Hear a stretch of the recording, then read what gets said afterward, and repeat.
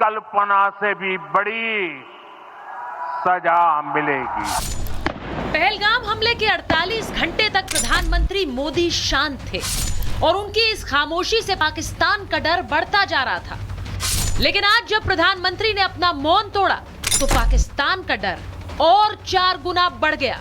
PM ने जो कहा उससे पाकिस्तान के आर्मी चीफ आसिम मुनीर और पाकिस्तानी प्रधानमंत्री शहबाज शरीफ के पैरों के नीचे से जमीन खिसक गई होगी। पीएम ने 2 टूक कह दिया कि अब आतंक के आका मिट्टी में मिलकर रहेंगे। अब आतंकियों की बची खुची जमीन को भी मिट्टी में मिलाने का समय आ गया है।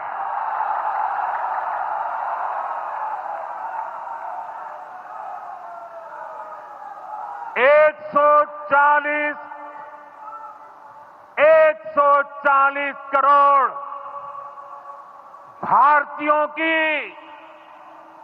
इच्छा शक्ति अब आतंक के आकाओं की कमर तोड़ कर रहे। प्रधानमंत्री यही नहीं रुके, उन्होंने आतंकिस्तान के आकाओं को लाउड एंड क्लियर संदेश दे दिया।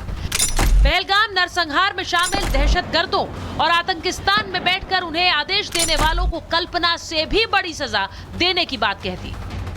ये हमला सिर्फ निहत्थे पर्यटकों पर नहीं हुआ है, देश के दुश्मनों ने भारत की आत्मा पर हमला करने का दुस्साहस किया है। मैं बहुत स्पष्ट शब्दों में कहना चाहता हूं, जिन्होंने ये हमला किया है उन आतंकियों को और इस हमले की साजिश रचने वालों को उनकी कल्पना से भी बड़ी सजा मिलेगी। सजा मिलकर के रहेगी। प्रधानमंत्री मोदी ने बिहार की धरती से पूरे विश्व को संदेश दे दिया कि हम चुप नहीं बैठने वाले। इस बार पाकिस्तान का न सिर्फ पक्का इलाज होगा बल्कि उसके खिलाफ होने वाला एक्शन भी जोरदार होगा। Today, from the soil of Bihar, I say to the whole world, India will identify, track and punish every terrorist and their backers. We will pursue them to the ends of the earth. India's spirit will never be broken by terrorism. Terrorism will not go unpunished. Every effort will be made to ensure that justice is done. The entire nation is firm in this resolve. Everyone who believes in humanity is with us. I thank the people of various countries and their leaders who have stood with us in this time. Bharat के प्रधानमंत्री के ऐलान के बाद आतंक की खेती करने वाला आईएसआई खौफ से भर गया। शहबाज शरीफ को समझ नहीं आ रहा कि मोदी से बचने के लिए भीख का कटोरा किसके आगे फैलाएं। जिस पाकिस्तानी सेना को बलोच लड़ाके ही घुटनों पर ला देते हैं, अपनी उस खोखली आर्मी को देख आसिम मुनीर भी सख्ते में, क्योंकि पीएम मोदी का क्रोध प्रतिशोध वाला है। Bureau report, Republic Bharat. खबर बता दें, आतंकी हमलों के पीड़ितों का बड़ा दावा, धर्म पूछकर गोलियां मारी गई हैं। पीड़ितों ने साफ बताया, कैमरा लगाकर आए थे आतंकी। पीड़ित आप बीती बयान कर रहे हैं, जो उस वक्त ये सब कुछ झेल कर आए हैं वो बता रहे हैं। गव्हर्नमेंटला सांगेन की यांना कठोरात कठोर शिक्षा द्यावी सगळ्या आतंकवाद्यांना। थँक्यू। परत इंडिव्हिज्युअली यांना कोणी घरी जाऊ नका आणि ते वेगळ्याच दुःखात आहे। आपण नंतर चला यांच्याबरोबर नाही, आमच्या ग्रुपमध्ये आमच्या 3 फॅमिली होत्या। अगली बड़ी खबर पहलगाम अटैक में मारे गए शैलेश कलाथिया के बेटे नक्श ने हमलों की आंखों देखी बताया। नक्श ने बताया कि आतंकियों ने धर्म पूछकर लोगों की हत्याएं की। नक्श साफ तौर पर बता रहे हैं कि कैसे वहां पर आतंकी आते हैं, धर्म पूछते हैं और उसके बाद हमला करते हैं। हालांकि कलमा पढ़ने के लिए भी कहा गया। इसके अलावा भी और कुछ हुआ, लेकिन आप सुनिए। वो आतंकवादी ज्यादा गोली मारे हैं, तब सबको पता चला कि टेररिस्ट घुसा है, तो हम छुप गए। उन लोगों ने ढूंढ लिया। हमको तो वो दो दिखे थे और एक ने आके बोला मुसलमान अलग हो जाओ और हिंदू अलग हो जाओ, जेंट्स खाली। और बाद में हिंदू के सारे जेंट्स को गोली से मार दिया। किसी से कुछ नहीं पूछा, बस यही बोला मुसलमान अलग हो जाओ और हिंदू अलग हो जाओ। हिंदू को मार दिया और बोला 3 बार कलाम बोला। और मुसलमान लोगों को लैंग्वेज आती थी, उन लोगों ने 3 बार मुसलमान बोला और जो नहीं बोला उसे गन से उड़ा दिया। पहलगाम हमले में मारे गए सुशील के बेटे आस्टीन का बड़ा दावा, गोली मारने के बाद आतंकी सेल्फी ले रहे थे। अपने सर पर कैमरा लगाकर आए थे आतंकी। नाम और धर्म पूछकर आतंकवादियों ने गोली मारी है। मेरे सामने 6 लोगों को गोली मारी गई है और करीब 15 साल के 4 हमलावर थे। ये भी बयान किया गया है मृतक सुशील के बेटे की ओर से। चाहता हूँ कि उस जगह पे पुलिस वाले और आर्मी वाले काफी ज्यादा हो जाए, क्योंकि वो सबसे ज्यादा टूरिस्ट वाली जगह है। वो सब किसी से पूछ रहे थे कि मुस्लिम अगर आप मुस्लिम नहीं हो गोली मार रहे सीधे। मेरे सामने उन्होंने 6 लोगों को गोली मारी। उनसे सिर्फ इतना पूछा मुस्लिम, किसी ने बोला हाँ, तो बोला कलमा पढ़ के बताओ।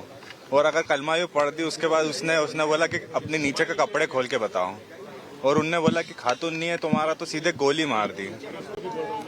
वो 15 साल के बच्चे हैं। वो कम से कम 4 लोग थे। वो सेल्फी 22 अप्रैल को पहलगाम में हुए आतंकी हमले में कानपुर के शुभम द्विवेदी की जान चली गई। सीएम योगी आदित्यनाथ आज शुभम के परिवार से मिलने कानपुर गए।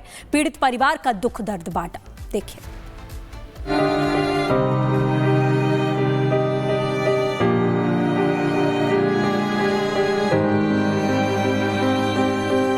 आंखों में गम और दिल में आतंकियों के खिलाफ गुस्सा लिए सीएम योगी आदित्यनाथ जब शुभम के परिवार से मिले तो पीड़ित परिवार बिलख बिलख कर रोने लगा। शुभम के परिवार वालों ने रोते हुए सीएम योगी आदित्यनाथ को एक एक बात बताई। शुभम की पत्नी ने सीएम योगी आदित्यनाथ से कहा कि आतंकियों ने उसके सामने उसके पति को गोली मार दी। योगी जी, हमें कड़ा बदला चाहिए, आप ये बदला लो।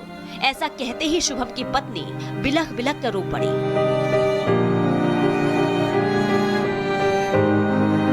घर की महिलाएं तो महिलाएं, शुभम की मौत पर वहां जितने पुरुष भी मौजूद थे उन सभी की आंखों से आंसू थम नहीं रहे थे। हर किसी की बस एक ही मांग थी कि जिसने शुभम को मारा है उन आतंकियों को सरकार कहीं से भी ढूंढ कर लाए, लेकिन शुभम के हत्यारे किसी कीमत में बचना नहीं चाहिए। सीएम योगी आदित्यनाथ काफी देर तक परिवार के पास बैठकर उनका दुख दर्द बांटते रहे। पीड़ित परिवार को योगी आदित्यनाथ ने सांत्वना दी और फिर जब सीएम योगी मीडिया के सामने आए तो सीएम योगी खुद भावुक दिखे।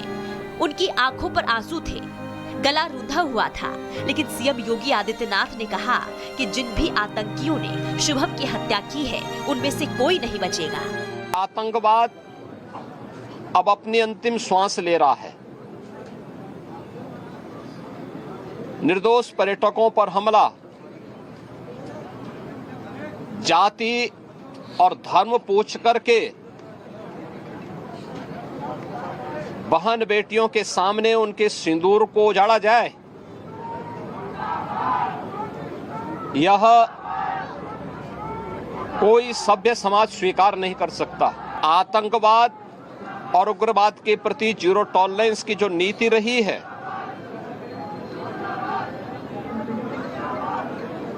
वह प्रभावी ढंग से आतंकवाद का नेस्तनाबूद करेगी। सीएम योगी आदित्यनाथ ने कहा कि जिन आतंकियों ने धर्म पूछकर बहन बेटियों का सिंदूर उजाड़ा है उन आतंकियों को सजा जरूर मिलेगी।